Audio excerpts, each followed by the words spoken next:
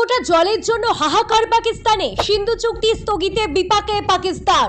ভারত কেন তাদের জল দিচ্ছে না, এই নিয়ে বিশ্বমঞ্চে চেঁচামেচি করেও কোনো লাভ হয়নি পাকিস্তানের। জল আদায়ে এবার নয়া ছক শাহবাজ সরকারের। প্রবল গরমে হাঁসফাঁস অবস্থা পাক নাগরিকদের। স্নান থেকে খাওয়া সবকিছুর জন্যই জল মেপে মেপে খরচ করতে হচ্ছে তাদের। প্রবল গরমে মে মাস পড়ার আগে থেকেই হাঁসফাঁস দশা গোটা দেশে।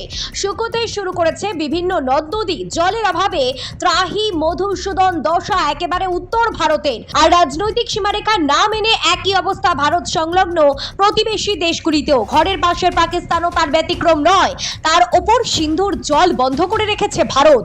ঠিক এক বছর আগে পহেলগাঁওয়ে পর্যটকদের ওপর হামলার ঘটনার পর দুই দেশের মধ্যে কূটনৈতিক সম্পর্কে অবনতি হওয়ায় সিন্ধুর জল বন্ধ করেছে ভারত।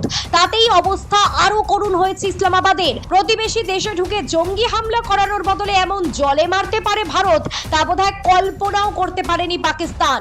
গত এপ্রিলে বৈশারণ উপত্যকায় জঙ্গি হামলার পর ভারত স্পষ্ট জানিয়ে দিয়েছে রক্ত আর জল একসঙ্গে বইতে পারে না। তবে গত এক বছর ধরেই পাকিস্তান বাকি দুনিয়ার কাছে নিজেদের অবস্থান নিয়ে একেবারে ভিকটিম কার্ড খেলে চলেছে। ভারত কেন তাদের জল দিচ্ছে না, এই অভিযোগ তুলে নানাভাবে অন্যান্য দেশের থেকে সহানুভূতি আদায়ের চেষ্টা চালাচ্ছে তারা।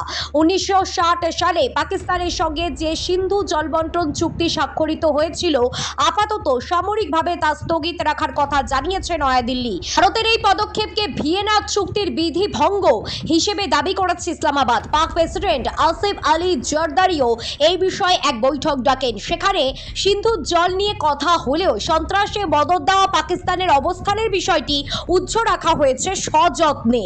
তাই পাকিস্তান এত বুদ্ধি খাটালেও জল দিতে নারাজ ভারত।